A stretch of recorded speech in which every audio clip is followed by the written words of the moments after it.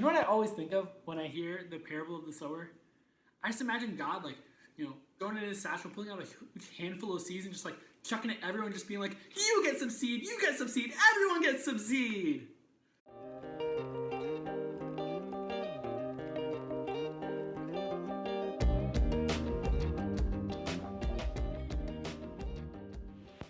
Hi, my name is Chris Roy, and welcome back to another Friday Fervor with Youth Apostles. When we talk about the parable of the sower and the seeds, we often talk about how different people identify with one of these four different types of soil. But today I want to take that next step and go a little bit deeper, and let's talk about how we can evangelize to those four different groups of people. The first group of people we'll just do them in the normal order, if you will. The people who are identified with this path that just utterly rejects the seed and it's snatched out by the devil. So these are people who have just rejected God, rejected the church, rejected the gospel. And the most important thing to do for these people is just to love them well, to show them that you're living a joyful Catholic life and that there's something there that they desire. And to also be able to answer any of their questions, because most likely it's not that they don't like the church or don't like God, it's that they don't understand and that there's been some disconnect somewhere. Maybe they're paying too much attention to secular culture that just says that the church is a thing of the past and a relic evil. The second group of people we'll talk about is the people identified by the rocky soil. These people are incredible because they are not choosing to do anything wrong.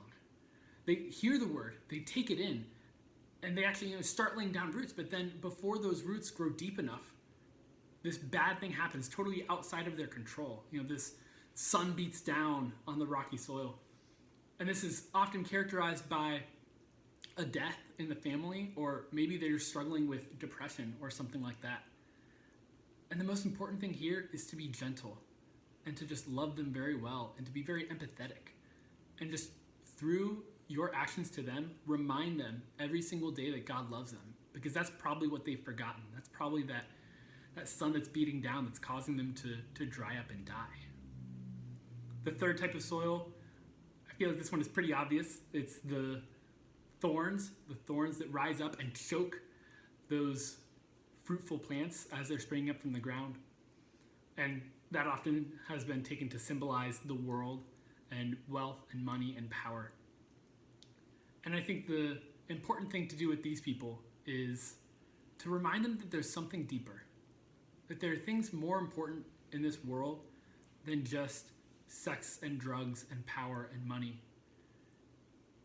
Take them stargazing. Show them the vastness of this universe. Show them the depth of this beautiful creation that God has given us. And get them just to start asking those questions of, is there more out there? And if so, what is it? And that will ultimately lead them to the truth that is the Catholic Church. Lastly, this is the one that is very easy to talk about normally because it's the fertile soil. It's the people who are doing everything right.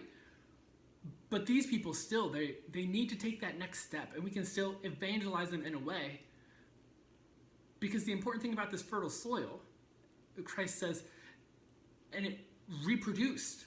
It bore fruit 30, 60, 100-fold. That's what we need to do. If we are that fertile soil, we need to be encouraging others to bear fruit, to go out and do likewise. Or else you're not actually a part of that fertile soil if you're not bearing fruit. Christ tells us, go forth, make disciples of all nations.